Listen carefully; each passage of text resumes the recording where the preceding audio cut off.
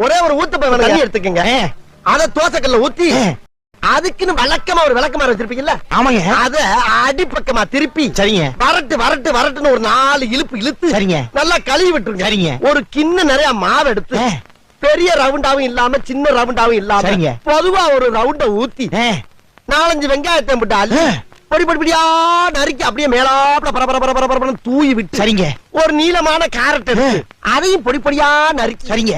அப்படியே மேலாப்ல பரபர தூவி விட்டு சரிங்க. ஒரு 16 கரண்டி நெய் எடுத்து சரிங்க. அதுல 6 கரண்டி நெய்ய உள் சைடு அப்படியே லேசா விளாவி விட்டு சரிங்க. 10 கரண்டி நெய்ய பசிக்கு வெளி சைடு அப்படியே மேலாப்ல விளாவி விட்டு சரிங்க.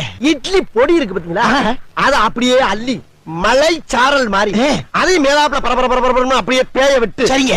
பொத்துனாப்ல அப்படி ஒரு பரட்டு இப்படி ஒரு பரட்டு அப்படி பரட்டி விட்டு அப்படியே ரெட்டி கலர்ல முருக விட்டு அம்ம கம்மன்னு ஒரு ஊத்தப்பத்தை எடுத்துட்டு வாங்க. சரி.